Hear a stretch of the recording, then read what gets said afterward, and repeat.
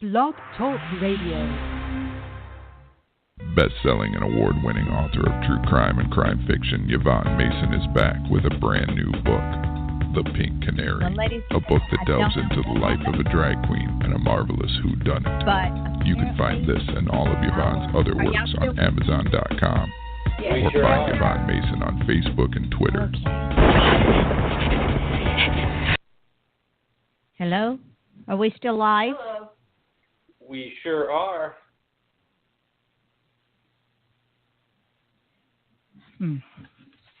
Hello. Did we lose you? Check my. There.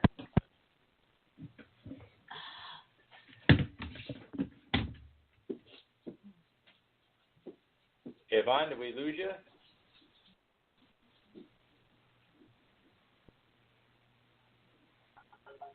Yvonne?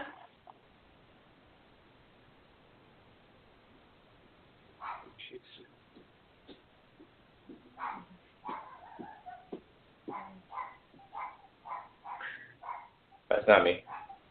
Nope.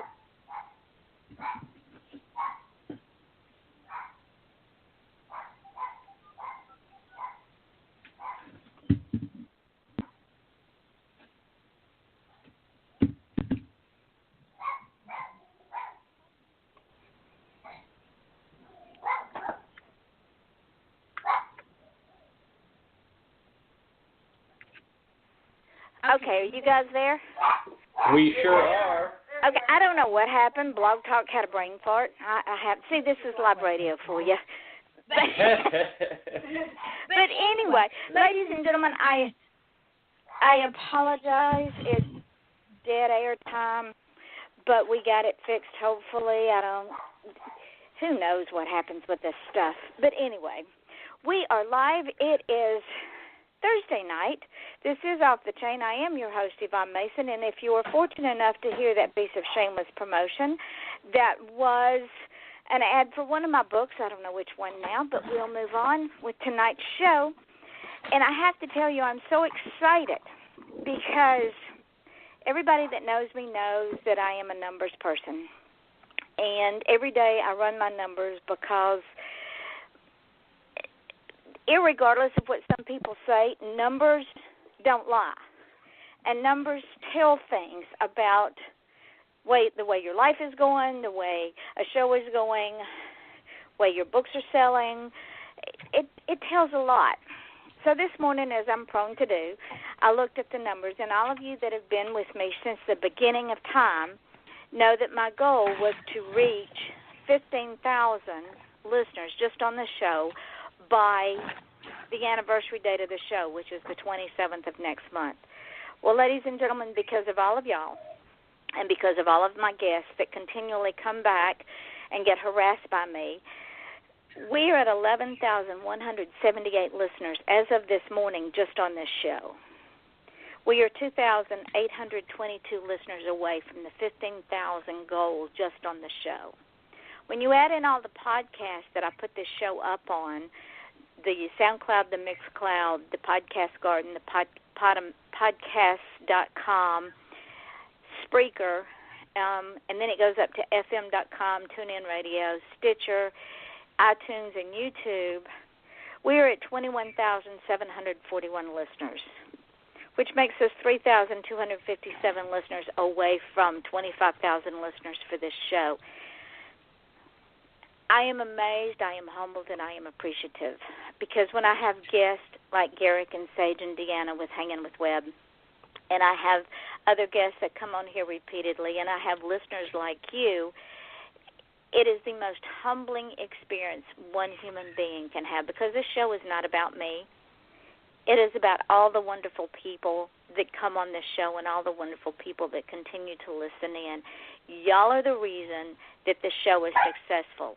I am only the facilitator. I just offer the platform and the availability to give exposure to artists who might not have that exposure. As most of you know, this show is heard in over 67 countries. How many people can say, I'm heard in over 67 countries. I dare say not many. Even with the Internet being as wonderful as it is, and we will discuss some of that tonight with Garrett and Sage and Deanna, not many know how to make it their friend. So from the bottom of my heart, I say thank you so much for being the success and the driving force of making this show successful. In Australia, God love you. You get a huge shout-out because you were 78% of the listeners for this show on Blog Talk. And if the good old USA could take lessons from you, I wish they would. So with that housekeeping done, and before we talk to our guest tonight, I have to welcome two new sponsors to the show. Author Diane Motes. She has this cute little children's book called The Supernatural Pet Sitter, The Magic Thief. And it goes like this. Pepper Neely pet sits magical animals, and in the first of the series, The Supernatural Pet Sitter, The Magic Thief, someone begins stealing the magic from Pepper's animal friends. So she has to find the magic thief before the magic thief finds her. The Supernatural Pet Sitter by Diane Mote is now available on Amazon as an ebook or paperback. And with summer being upon us, ladies and gentlemen, and travel plans and children not needing to be saturated with television and electronic devices, get this neat little book and read to them. Teach them the joy of reading and learning new words before school starts back. Then we have Darren Cox, and he wrote a book called Don't Let the Enemy Steal From You, A Crown of Thorns to a Crown of Righteousness. And it goes like this. Don't let any man or anything or let any situation in your life ever steal the things that God has ordained for you to have. One of the great things of my generation that I see, one of the great things that breaks my heart, is I see a generation that has no idea of the destiny and the future and the hope that God has for our generation. I look at young people in hopelessness. There's so much. We have the cars, we have the entertainment, we have the lights, we have everything that the world could offer a generation, and yet there's never been a generation more unhappy, more depressed, and more hopeless. So order Darren Cox's book today on Amazon, Don't Let the Enemy Steal From You, A Crown of Thorns to a Crown of Righteousness. And I welcome both of these young people to our show as sponsors. Now then, let's get on to the fun stuff. I met these three wonderful people a couple of weeks ago in Cocoa Beach at an event that we had up there at the International Palms Hotel. And if you ever have an occasion to go to Cocoa Beach, stay at the International Palms. I promise you'll love it. But it was a book event. There were 50-some-odd-plus authors there, indie authors, who were marketing their brand, which, of course, our brand is ourselves, and selling their books. And Garrett, Sage, and Deanna have this wonderful, wonderful, wonderful web show they do. And they interview interesting people and then put it out there on the Internet for the whole world to enjoy. The Hangin With Web Show is an Internet-based web talk show series that highlights the work of aspiring independent as well as established artists, authors, filmmakers, entertainers, and creators within the arts and entertainment industry. As the World Wide Web has shifted the arts and entertainment paradigm, show host and creator G.W. Pomichter, an independent author himself, founded the show to assist in sharing the growing community of creative arts professionals with a hungry and growing Internet audience. And Garrett's two sidekicks are Sage Law. Sage is a consummate professional who works both on set as the show's artistic relations coordinator and scheduler, but behind the scenes is a co-producer and the show's social media marketing director.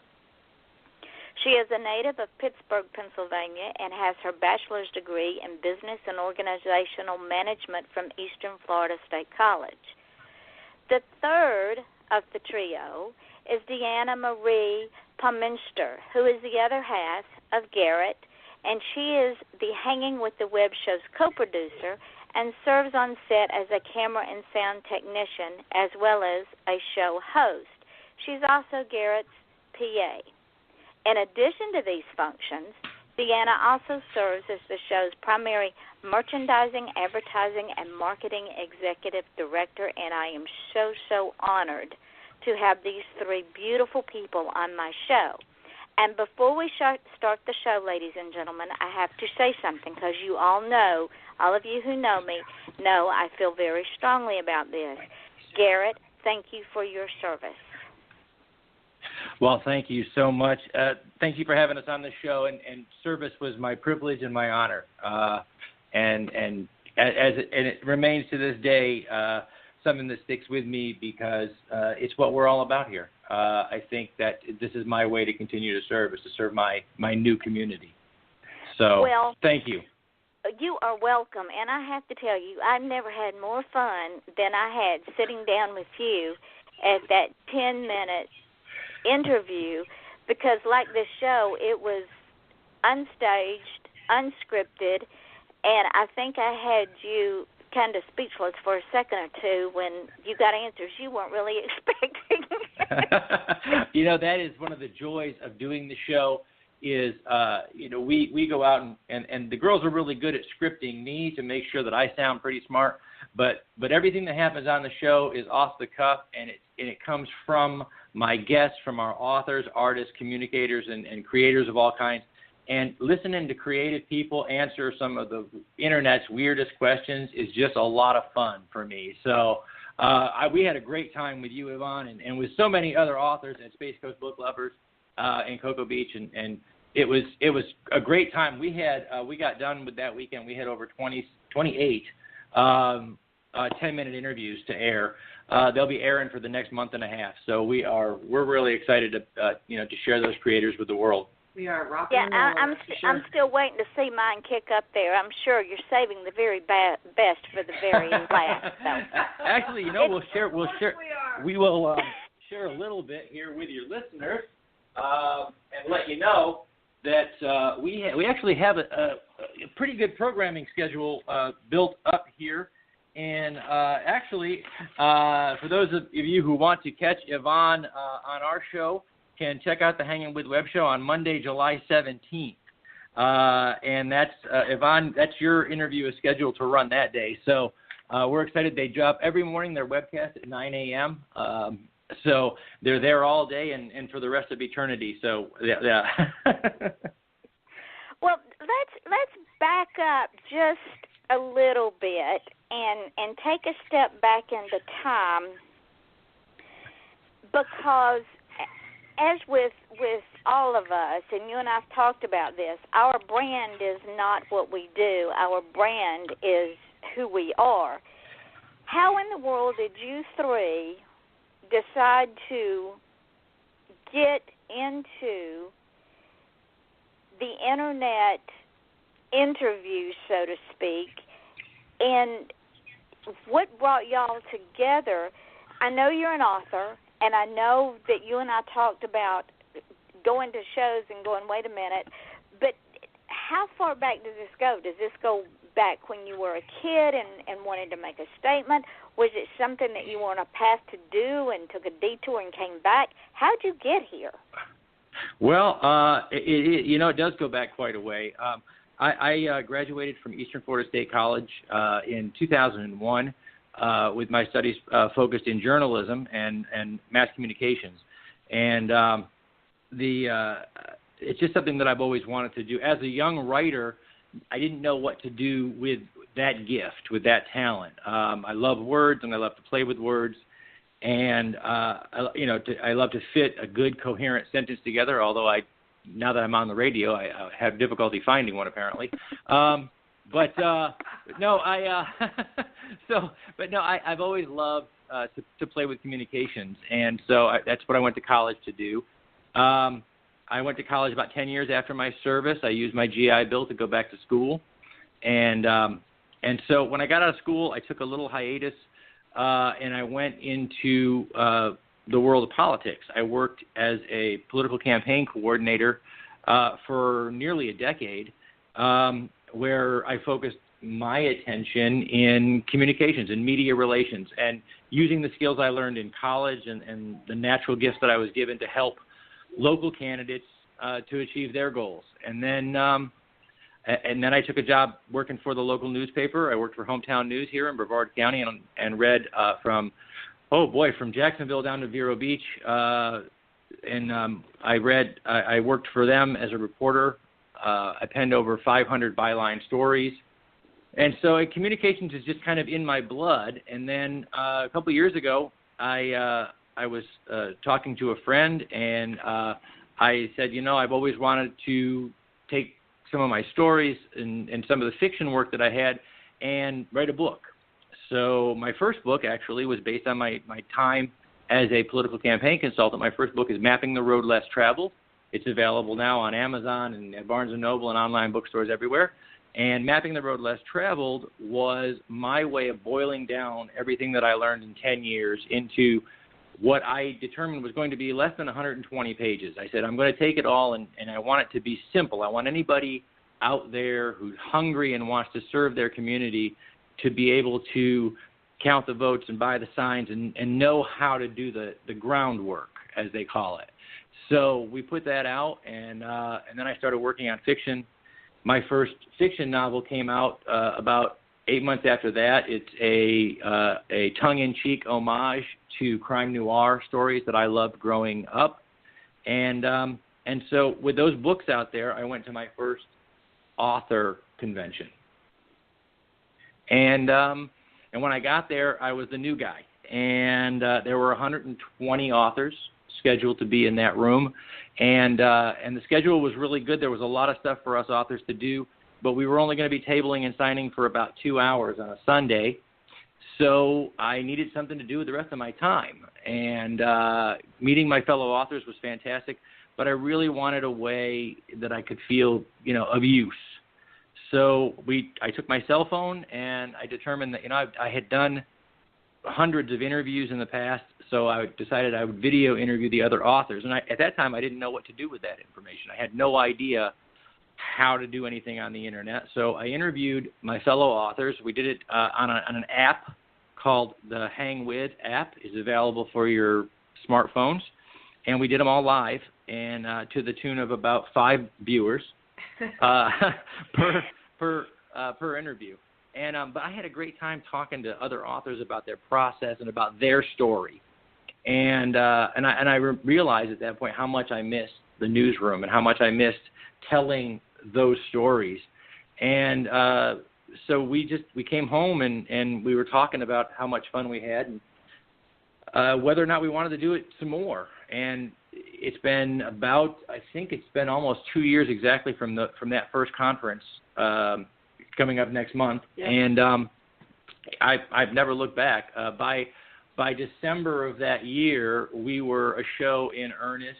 And thanks to my children who educated me on the do's and don'ts and wills and won'ts of the internet, by December we were on YouTube and we were starting to interview creative people all around. And in the 18 months since then, I think we have more than 260 interviews,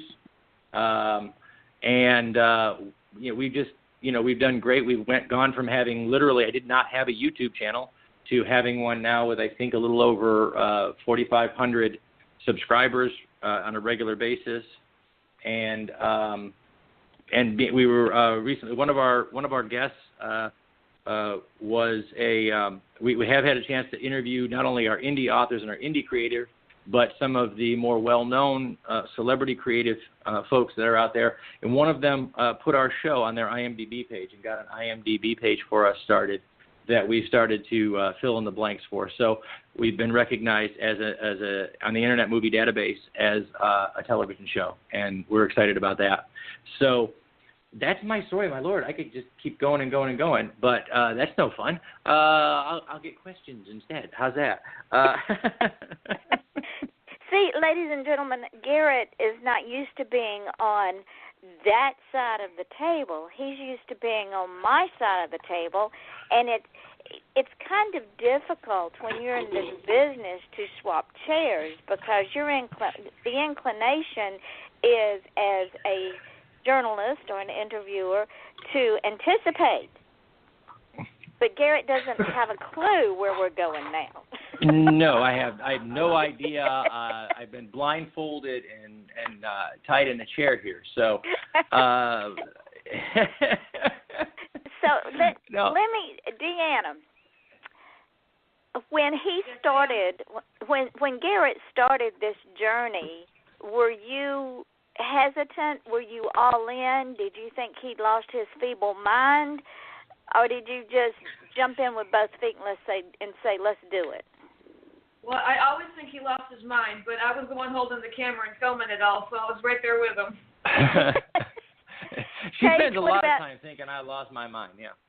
Well, as I am very prone to say, and y'all seen my page enough, we're all mad as a hatter because we are artists, and of course, all the best people are. So you all are in good company. So, Sage, how did you get locked into this wonderful endeavor?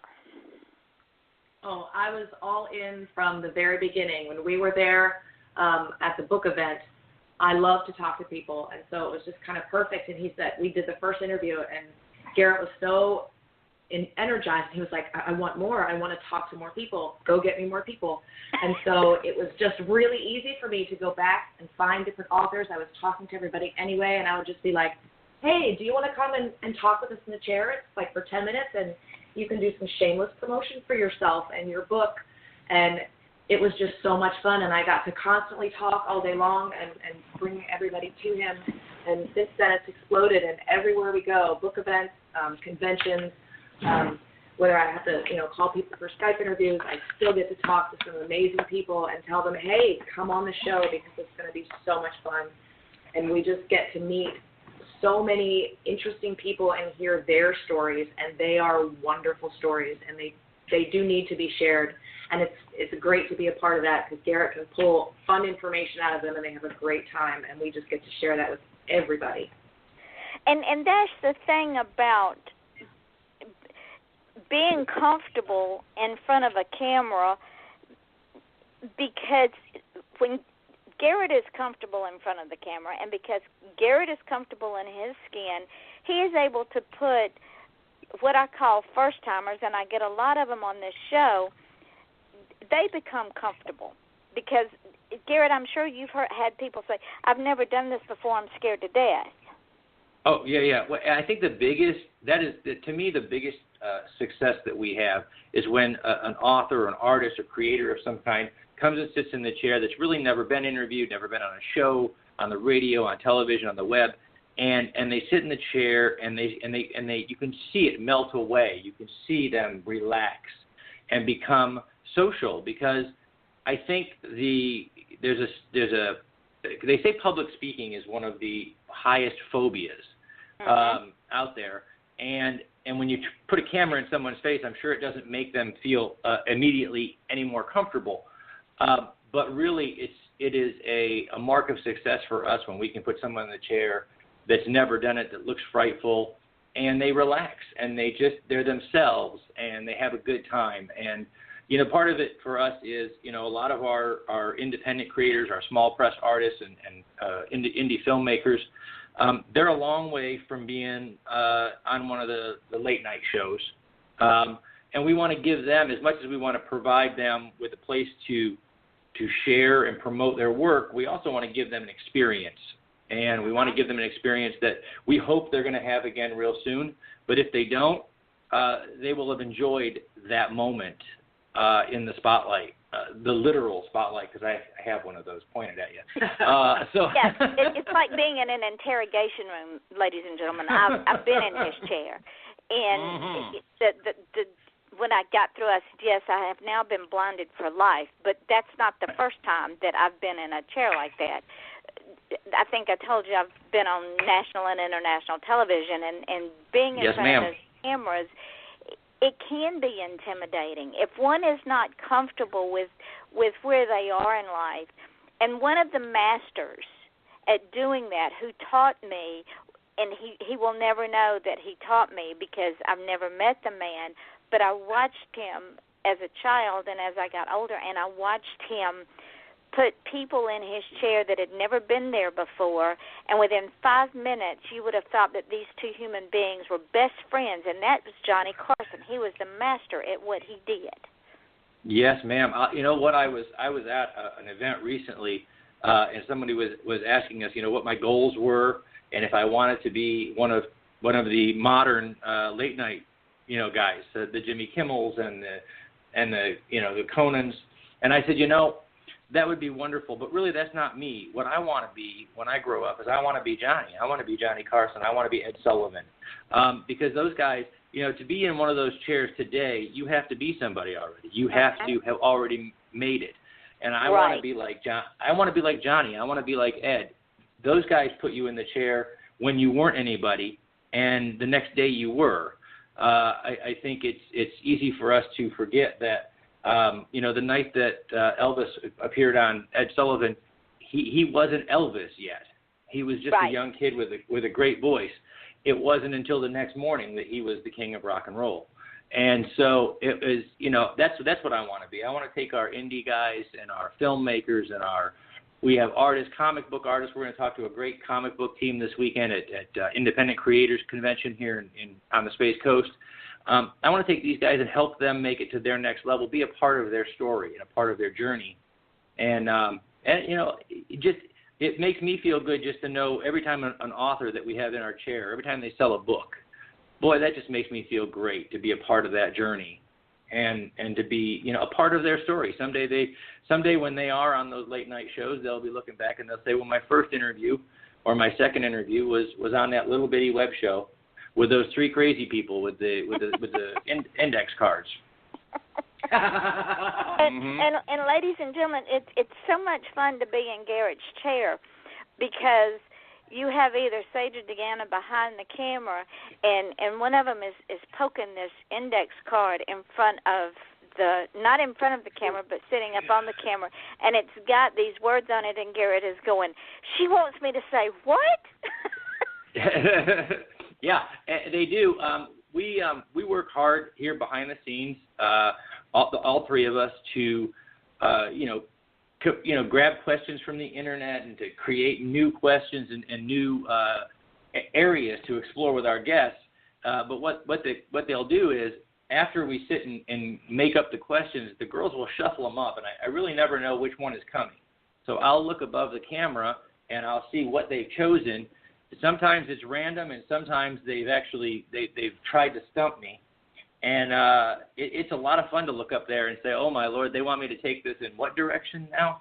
And it is so much fun, and it keeps me on my toes and keeps me well practiced, but it's also so much fun for the guests because they get some of the really odd questions that are out there on the internet. And, so much of what's on the internet now is distraction. And when we are able to share someone's creation, their book, their film, their art with our audience, and to do it in a way where the audience feels like they got to know a little bit about the creator, that's a great day for me.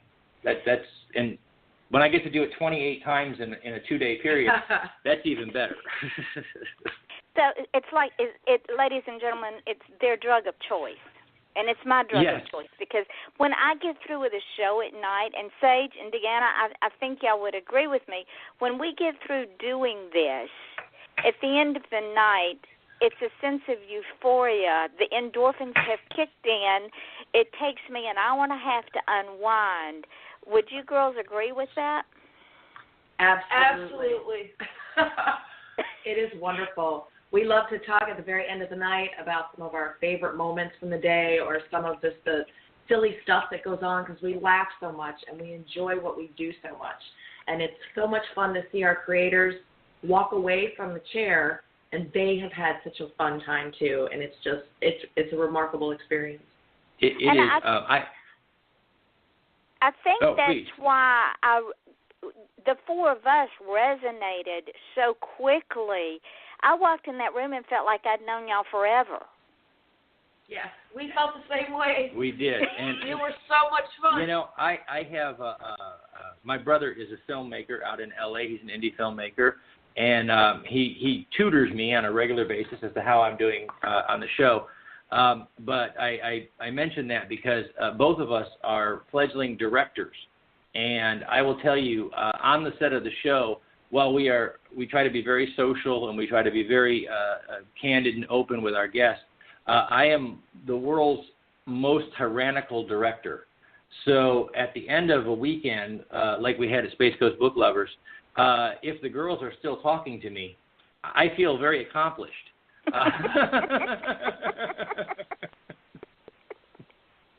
You feel like you've done something right. Yeah, I must have done something right, because amidst all the yelling and hollering and trying to get the shots just right, they'll sit down at the end of a weekend and we decompress. And like you said, it takes an hour or so after everything is over and the gear's packed up and we put it all away. And then after about 40 minutes, they start talking to me again. And it turns out that, we've had a good weekend and we've had a good time at a show or we will remember individual creators. I am lousy with names. I'm horrible. That's okay. I'm not. Yes. So at the end of the weekend, I can say, gee, who was that? Remember that person that sat in the chair and this was what they said?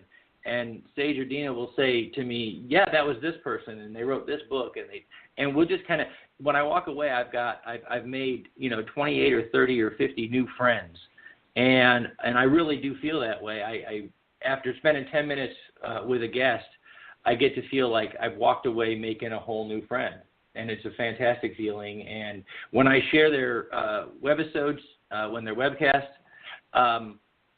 oftentimes many of them will read this and it'll say, we had such a great time hanging with our new friend. And I mean it sincerely. I truly do. It's not a marketing tactic or technique. I really, truly feel that I've made a new friend and I enjoy sharing their work. So. And the reason that you've made a new friend and is because when you left that person, you brought a piece of that person with you, and you also sent a piece of you with that person.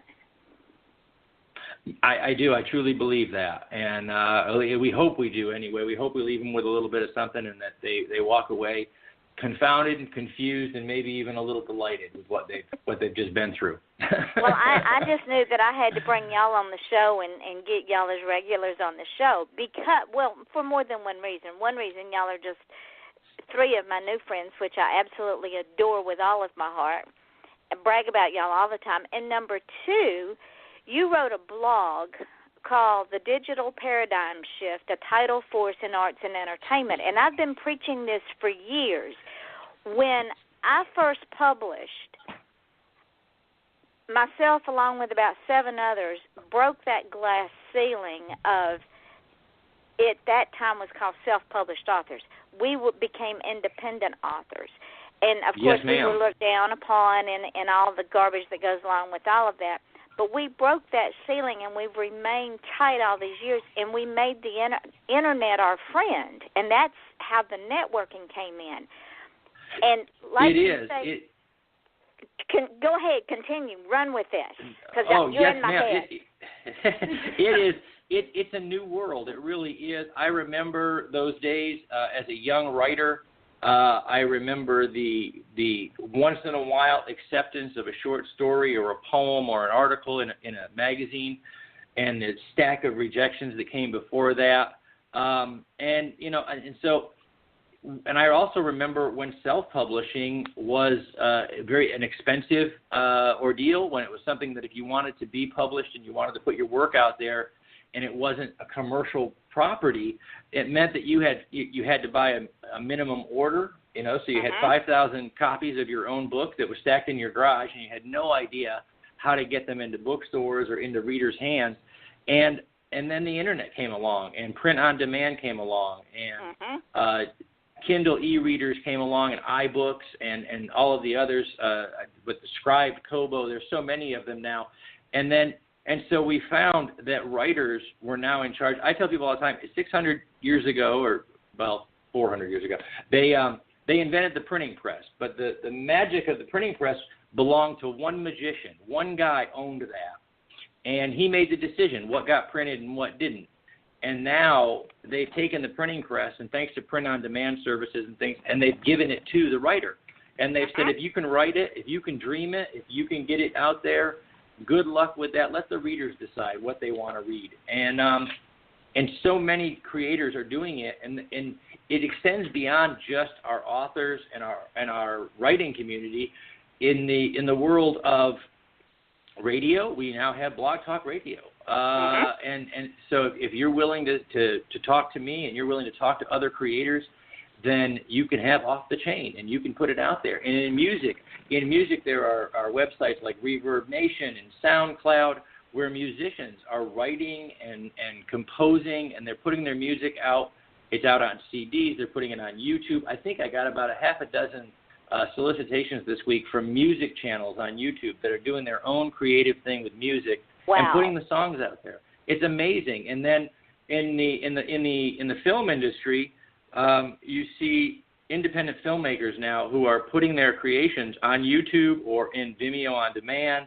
Amazon has opened up an Amazon digital film platform now, so that you can put your films and independent television shows on Amazon on demand. So the internet really has shifted the paradigm in arts and entertainment from a paradigm that was once, knock on doors and burn up shoe leather trying to get 5 guys in really nice suits to say yes to you. And now it's all about learning what those 5 guys know. And the thing is, now those 5 guys in what we call the big 6 in the publishing industry, and the record producers and the big 6 out in Hollywood, they're all scrambling around, scratching their heads going, but we've been telling people what to read, think, play, and watch forever. What is going on? We have no control anymore. They are, but they're learning, and they like all shifts in all paradigms in the arts and entertainment community. They're learning. I had an article just last year. Lionsgate Entertainment partnered with Comic-Con International to produce a streaming channel for your streaming device called Comic-Con HQ, which is essentially an on-demand streaming service for independent creators that they were already working with Comic-Cons. They were already doing what we do when we go to conventions and things. Podcasts are just an amazing thing through iTunes and Podomatic and these other things.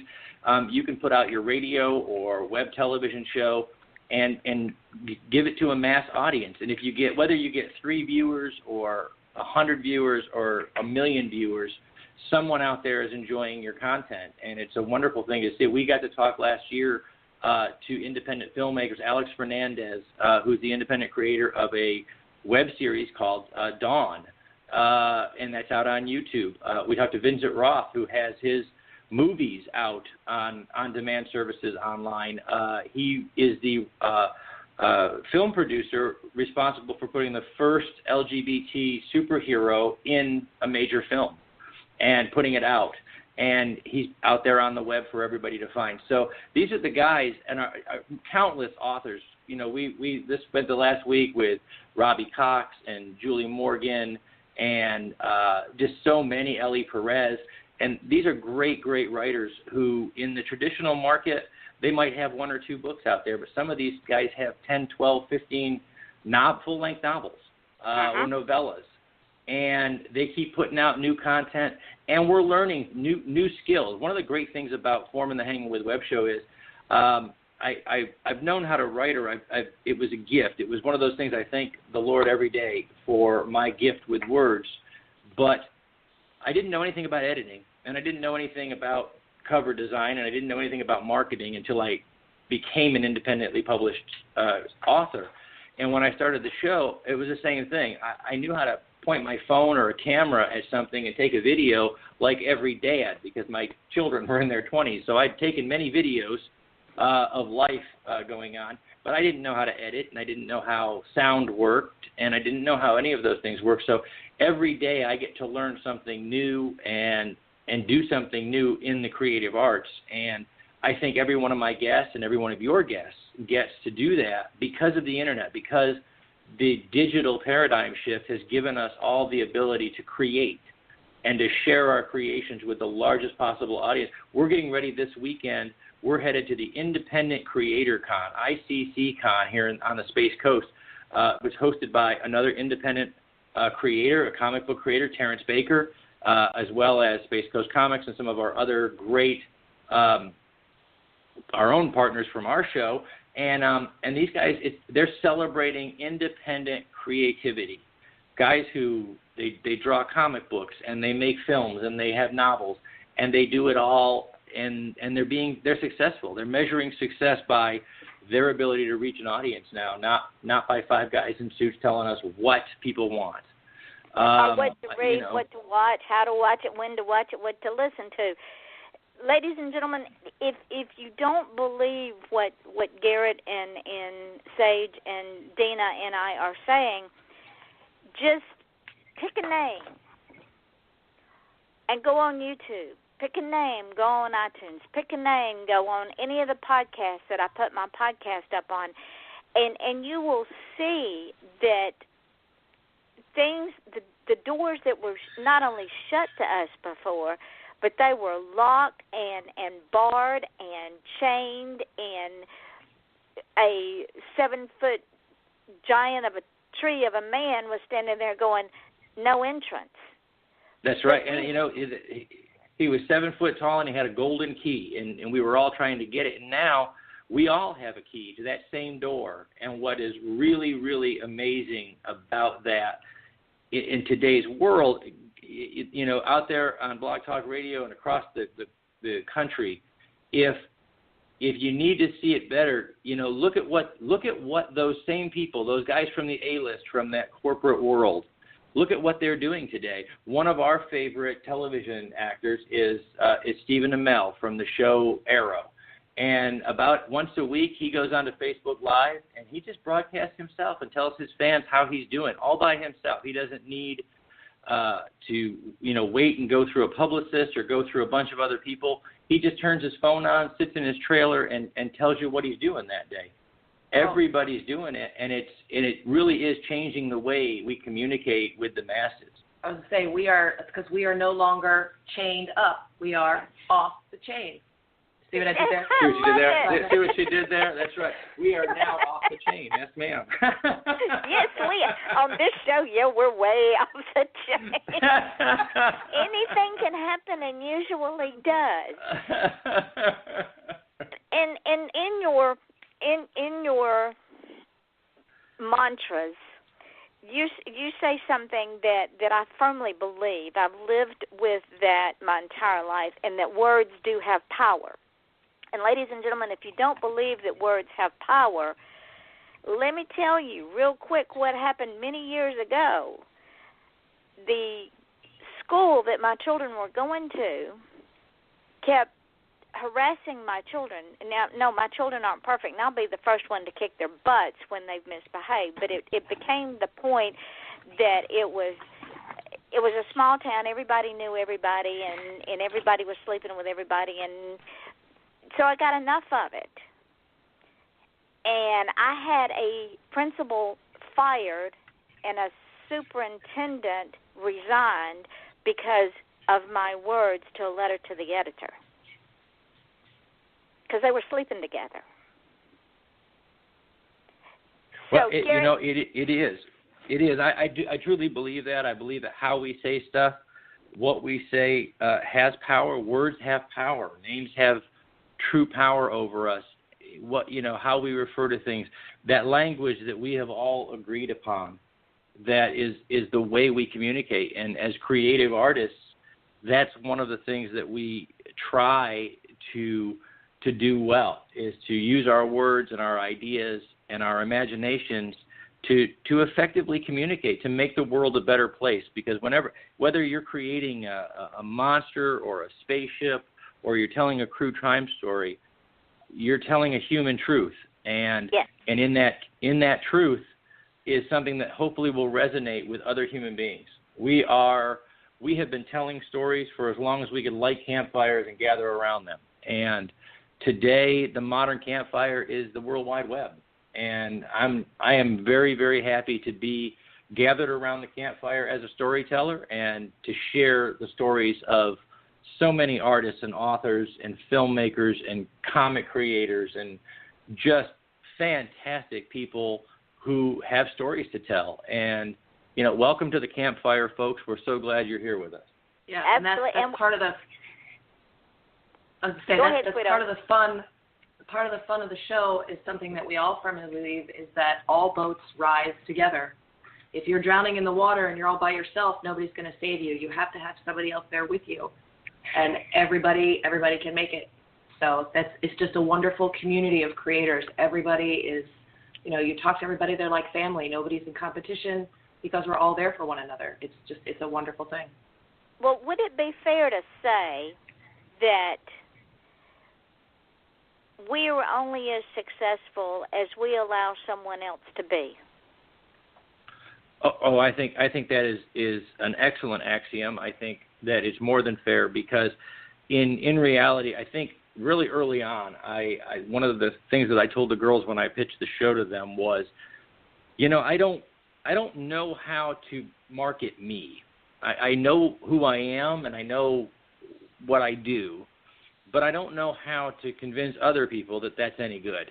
I can you know, sell ice to Eskimos if they're, you know, if they need it, but when it comes to selling me, that's a different story. And so one of the founding principles of the show was I truly believe that I will do better if I spend my time helping others do better. And it's worked. I mean, book sales are going well, and people are watching the show, and our guests are being helped as much as possible. It was exciting to hear you at the onset of the hour talk about how the numbers for Off the Chain have grown. Because in just the last couple of weeks, just some tiny part of that is the Hangin With Web Show, is the work that the girls do every day on social media.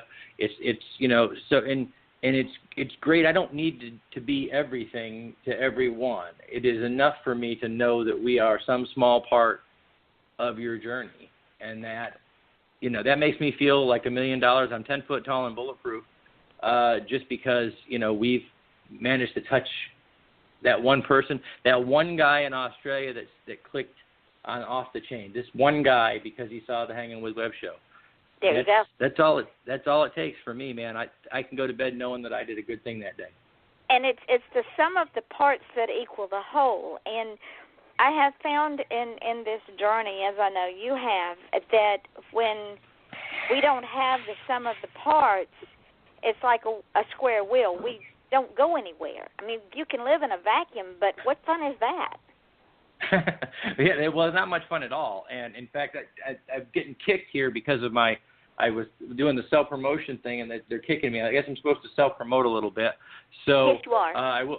I will remind everybody that in addition to being the host and creator of the Hangin With Web Show, my most recent book that came out this year is Yesterday's Tomorrow. It's a dystopian future novel that takes place after a terrorist nuclear attack on the eastern seaboard of the United States. And so half the country is in the dark and the other half is in the light. And it's a great story. It's about family. It's about how we communicate in the modern era, really. We've taken two families that are separated by circumstances, life that have got them in multiple states and countries, and we've taken away all their tools. We've taken away their Facebook and their Twitter, and we've said, now you got to write letters to each other and figure out what's going on in the world the old-fashioned way.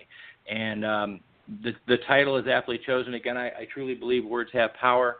And in the summation of the book, I get an opportunity to wax on like Hemingway or more. I guess Dickens would be more appropriate, not Hemingway.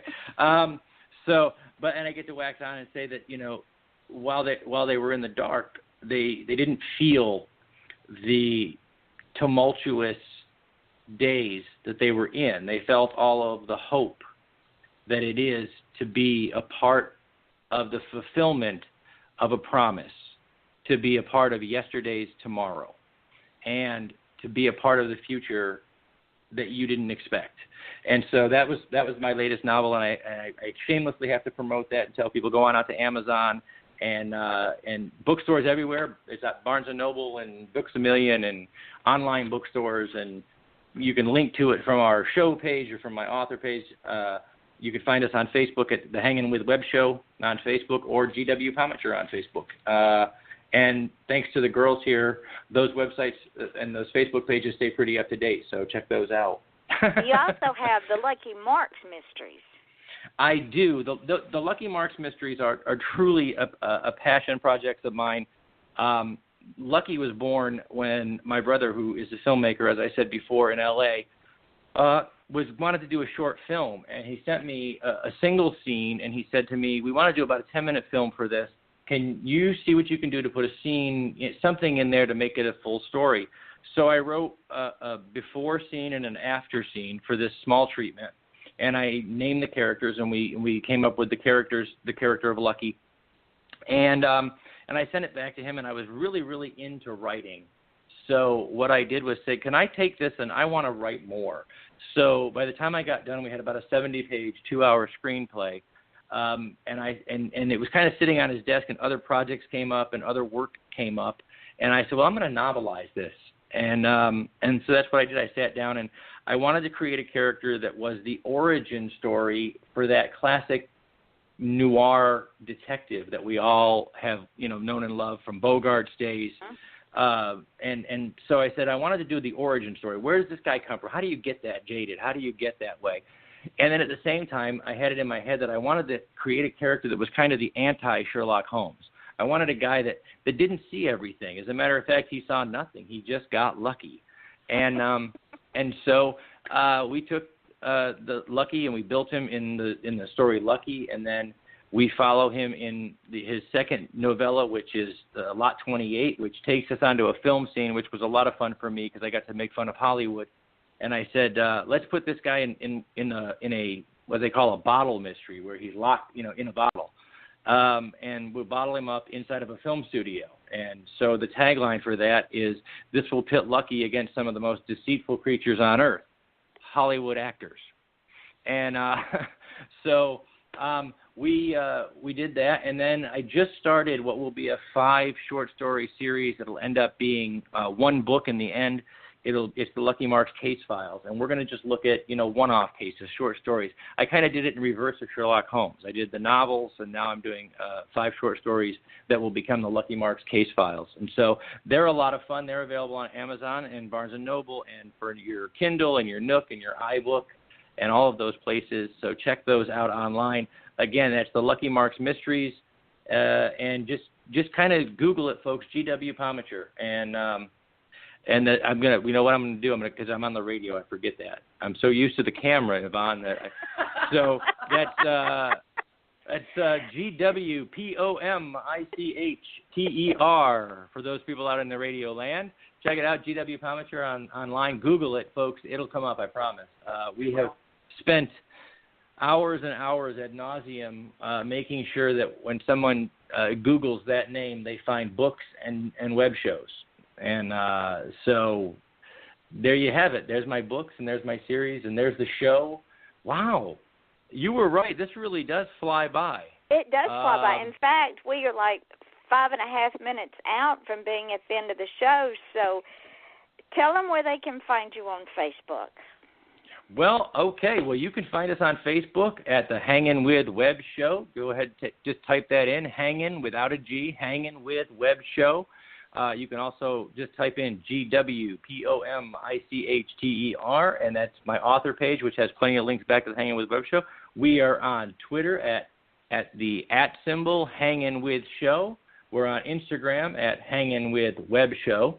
You can find us on all of those links you can find on the internet at www.hanginwithshow.com, where you can also find a list of our sponsors and our great folks, including Yvonne here at Off the Chain Radio, and Famous Faces and Funnies, our great partners there, who have been a sponsoring partner of the show since our very first webisode. Something Unique Magazine, who is our first sponsor and partner, are there, as well as a myriad of featured authors and their books, which we make available right on the front page of our website. So check out hanginwithshow.com. And we're on just social media. We're on Google Plus at Hangin With Web Show. We're on Tumblr. We're on YouTube, obviously. Go to YouTube and search Hangin With Web Show. and check out those episodes that are there. We do one episode every day, drops at 9 a.m. I do a blog that is available via our website, and those blog posts I make available. Every once in a while I come up with something smart to say. Otherwise, it's just a bunch of thoughts from a guy that's not much smarter than anyone else. So the blog title is Stray Thoughts, and that's basically what it is. It's my stray thoughts.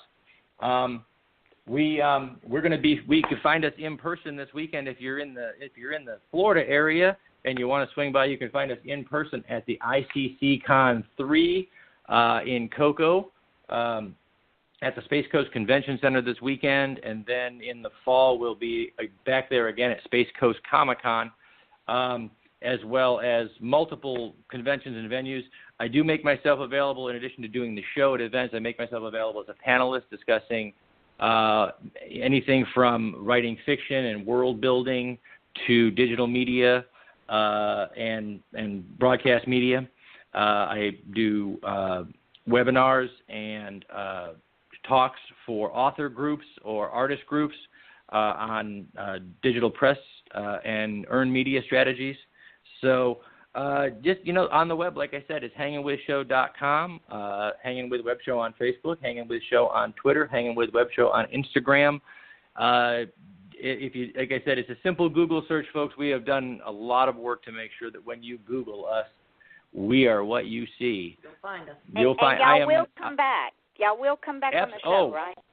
We would be delighted to come back, and we'd be delighted just to call in and chat with some of your other guests and some of the other creators that you have on the show.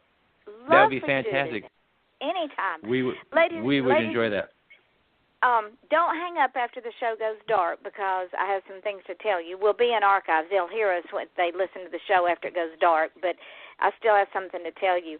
And I want to say thank you so, so much. It's such an honor, a privilege, and I appreciate and love y'all more than you'll ever know. Thank you for spending an hour with me. Y'all are so busy, and to do that, just, I can't express it. As a wordsmith, I'm wordless. But thank you very, very much for spending an hour with me. You are so very welcome. It is an honor. It truly is. I mean that in all sincerity. Thank you, my darling. Ladies and gentlemen, tomorrow night we have an author. His name is Wayne Zurl.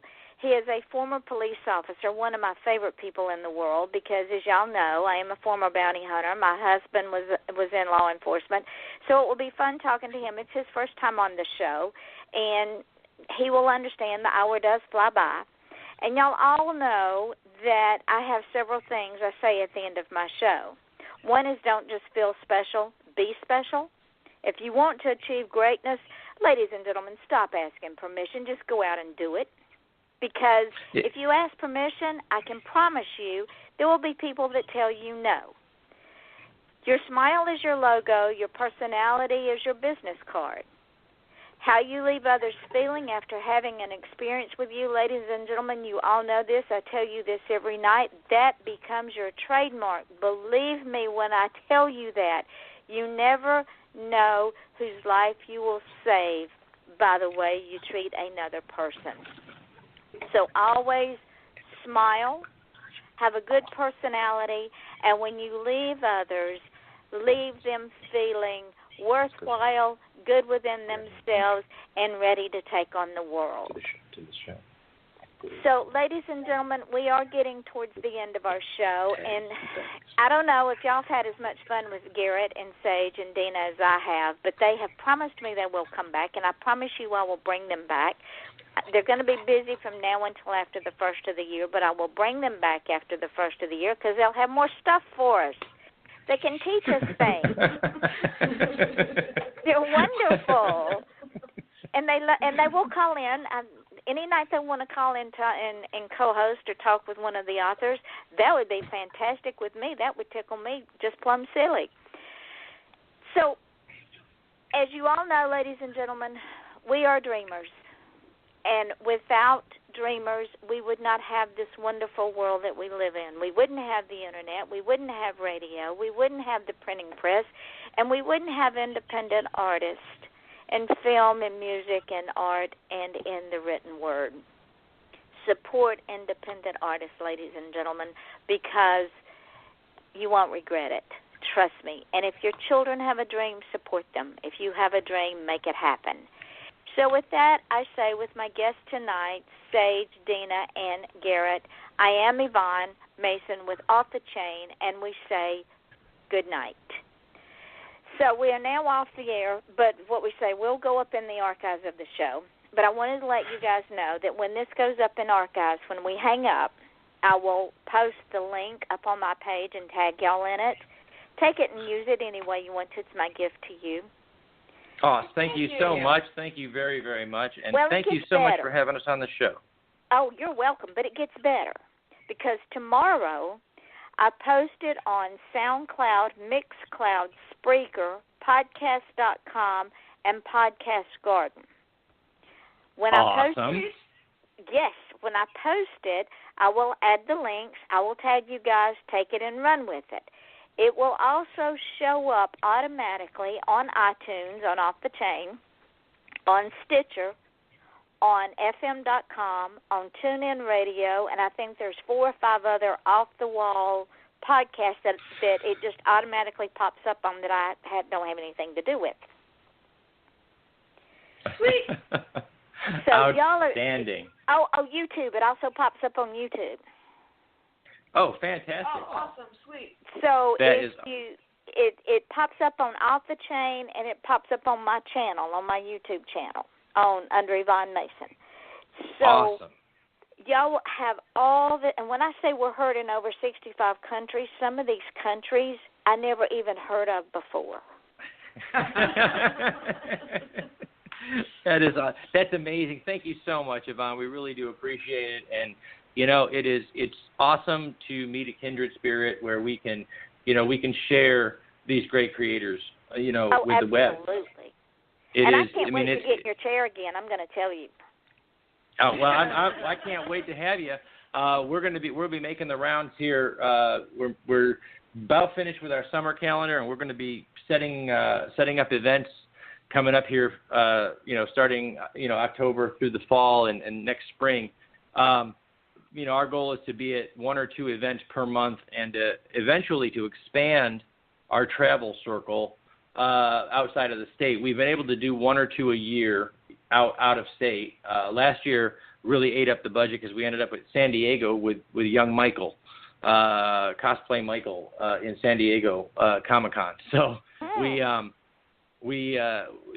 but we try to do 1 out of state, a year, and we're going to try to expand that and do more and more next year. So we'll be all around. And are you going to go? Are y'all going to go to our Space Coast thing next year at International Palms again? Absolutely. Oh, yeah. We will be there as long as Terry and Robbie and them will have it. Robbie was, I think, about my 15th interview ever in the chair. It was our first interview here at the house. Robbie came over and did an interview with us, and great guy. And he came and sat and talked about his books, and didn't miss a beat when I told him, look, I don't know what 6 people are going to see this, because we didn't have any followers at that time. So the very first event, I used to go to more events than I go to. I don't go to events anymore. The only reason I can go to Space Coast is because we go to that hotel a lot, and my husband's used to that hotel, and he can go with me, and I have help looking after him because he is disabled. But I used to go to the events in Melbourne. There was 2 of them I went to, and the last one that I went to was a 2-day event, and it was Robbie's first event, and he sat next to us. His table was next to me, and he had no clue. He was scared to death, had no clue. It was his very first event, and I said, just breathe. It'll be okay. All you got to do is just be your charming self, greet people, and hand out your card, because your book is not your product. You are the brand. Your book is just a byline. Yep. We love you, Yvonne. You're right on the ball. Yeah, I've been marketing since I was 5 years old when I worked for my father in his heating and air conditioning business before I ever started school. That's 62 years of marketing. Yes, ma'am. Well, I'll tell you what, it is, we met, Robbie was one of the first local authors that we met, and Robbie and Charlene and Sarah and Terry are just a great family, and we're so glad that we know them. And they were so encouraging when we first got started, because I didn't know how to do anything either, and I had seen Robbie on the internet a few places while I was out. I call it the seminar that I do on digital marketing is actually called Working Your Digital Street Corner, and so I like it.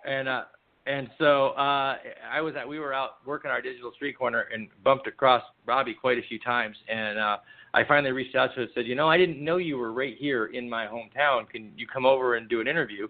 And sure enough, in a week he drove over and sat in the chair and we chatted about the Florida sunshine and his books and everything else. And so we'll be there as long as they'll have us. And there are some events that we do that we're begging to get into, or that we are responding to a request, and then there are other events that we just won't miss.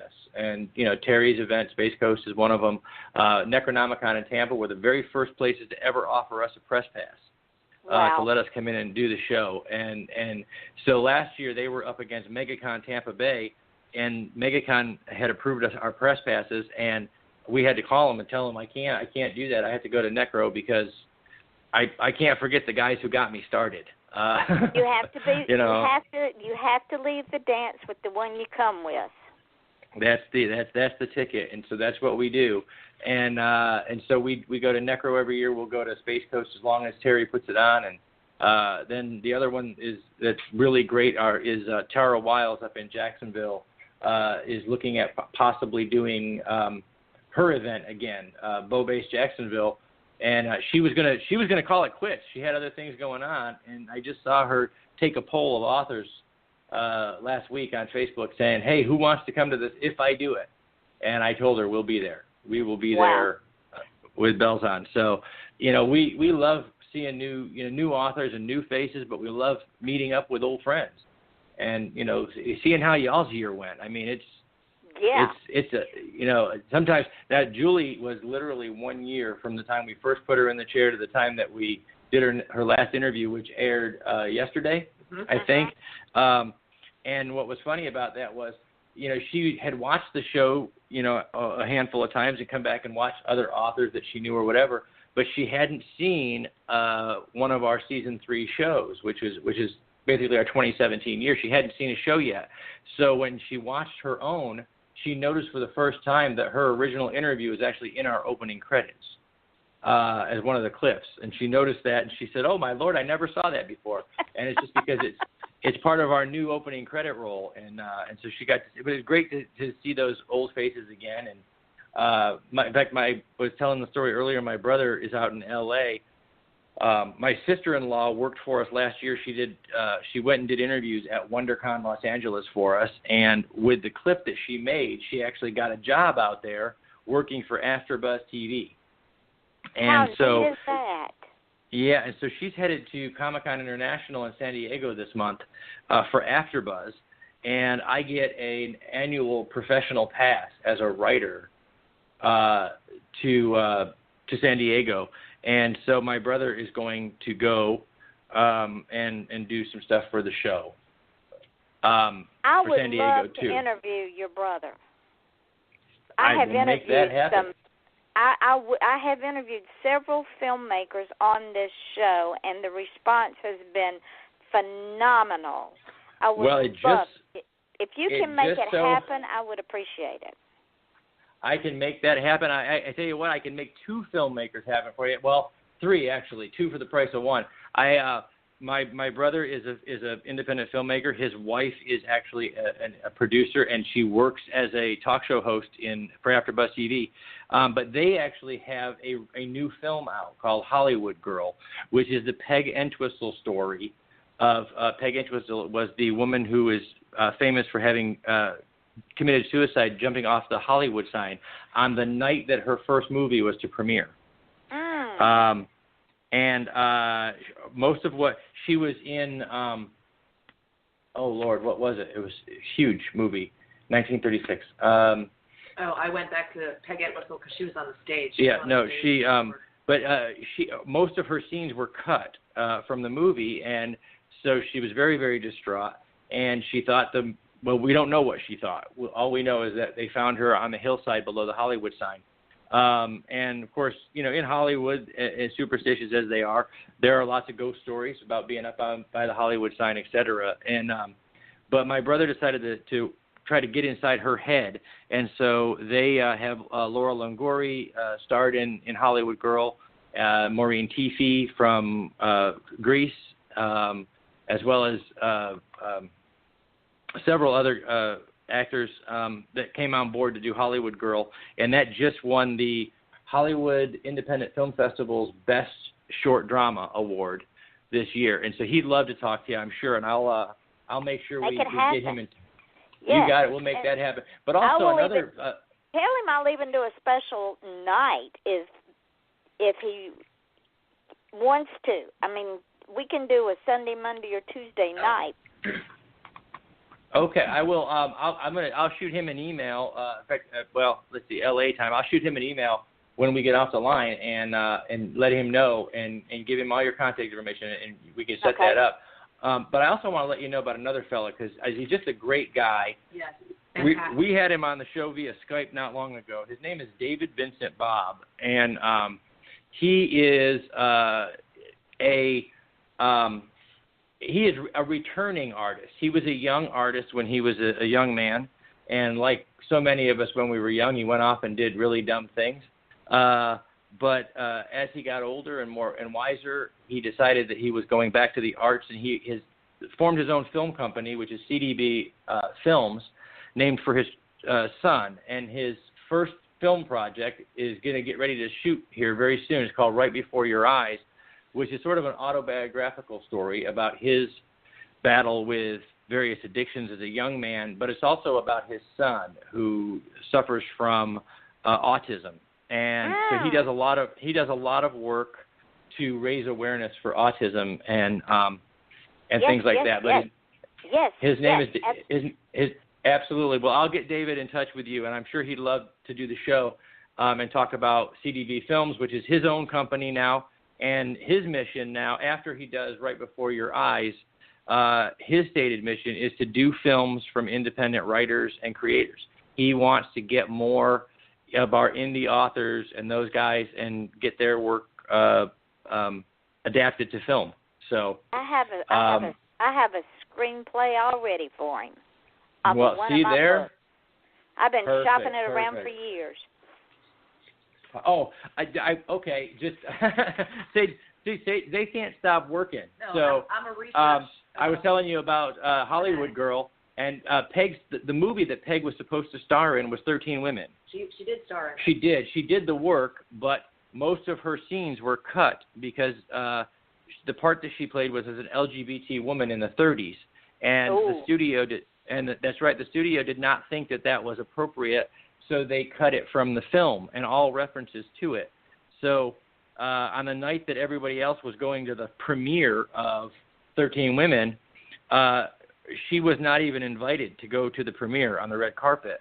So that night, distraught, she climbed up on the Hollywood sign, and they found her the next morning. And so my brother, as an actor himself and a filmmaker, just always found that story sad, because one of the things that they did find out in the research is that the next day, before the body was found, a letter came in the mail saying that she had just been offered a part in a film. Oh my word! She was so distraught that her part was cut out of this great big movie, 13 Women, that everybody was expecting to be a huge hit, and then she couldn't find work. And then the day they found her body, her uncle, who she was living with in L.A., got a letter in the mail that had told her that she had been offered the part that she had just auditioned for in a film coming up. So she literally never got her big chance. And there's a lesson to be learned from this. Always give it 24 hours. Well, I think the big lesson that my brother really wanted to tell was that, no matter how bad it looks today, you don't know how it's going to look tomorrow, and you don't know what's coming. And here we have this is one of the most famous ghost stories in L.A., And the saddest thing about it is that it's about untapped potential. When Peg went to Hollywood, she had already been a big hit on Broadway. She was already a big hit in New York. And so it really was, for her, it was just a matter of time. And this business and this thing that we're all in the arts and entertainment industry was so daunting to her that in that moment, it felt like a better option to end it than it was just to like you said, to wait that extra 24 hours to see what happened next. And yes, I definitely want to talk to him too. Absolutely. Well, he had a great take on the story. It is if I don't know if it's still making festival circuits or not, but I know that he has a private link to it. So if you get a chance to talk, when I hook you up with him, it is worth watching. It is an amazing short film. It really is. I think it's incredible. I think it weighs in at just about 29 or 31 minutes, and it is an amazing film. And for a young filmmaker, he's my brother, so I know he likes to work with a camera, but I forget just how Hollywood he is until I saw this film. And it was you would not know that it was not a major studio production. It was just breathtaking. His cinematography is amazing, and everything about it. And he really, I brag on him because he's my little brother, but really, as a film buff myself, as a movie lover, I watched this film, and it's a drama, and I'm not over the top with the Notebook or any of those. I like a little bit of action, but I sat for 31 minutes and was enthralled in this film. It was that well made, and I will definitely get him in touch with you and get him on the show, and I'll reach out to David Vincent Bob and tell him to give you a call and get on the show, because these are two outstanding filmmakers that are doing great things. And like I said, my brother's he's my tutor.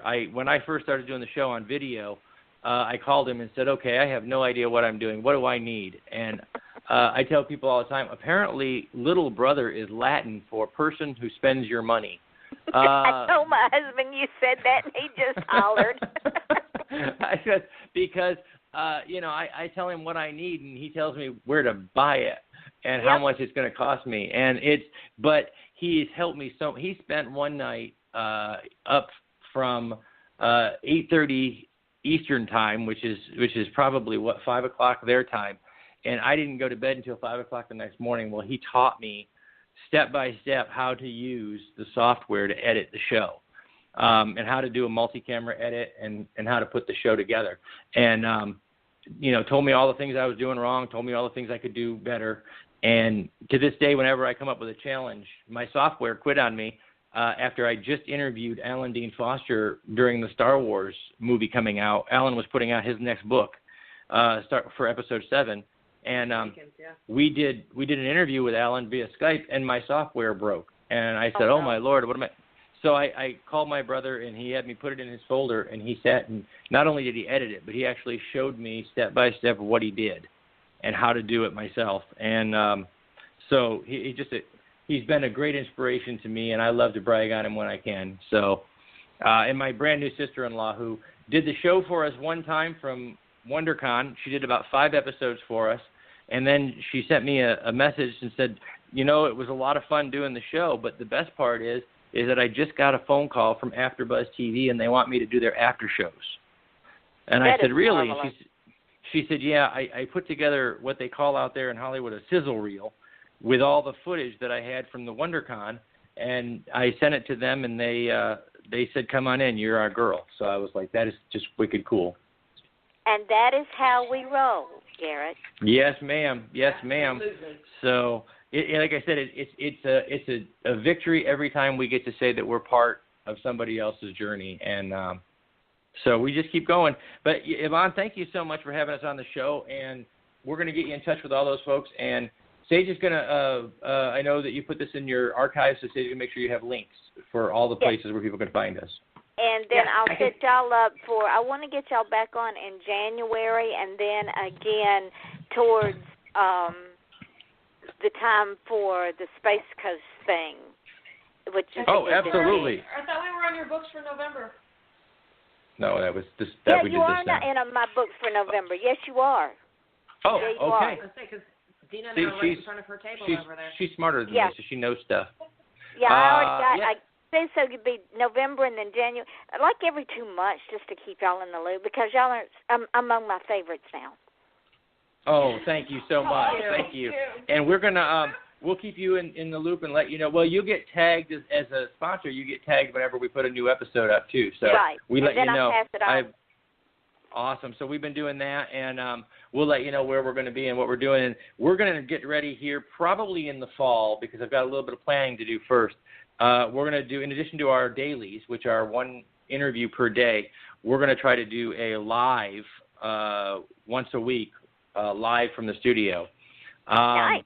on YouTube. It's a bit challenging. We've got some software issues to work out so we can still have multi-camera and do our thing and have the production value that we want. But as we do that, we'll keep you posted when we do that. Okay. And also when you get ready to do something on YouTube or anything that we can do to help you, just let us know. We've hit every single bump in the road, so let us know and we'll tell you if we were able to solve a problem or not. And, y'all are great. Y'all are just fantastic. Not a problem. Not a problem. Well, thank you so my much. darlings. All right, you have a wonderful night, Yvonne. You too, and Thanks. as soon as I get this up, I'll tag you guys in it. All right, thank you so much. Okay, good night. Say good night, ladies. Good night. All Night, right. honey. Night time, boy.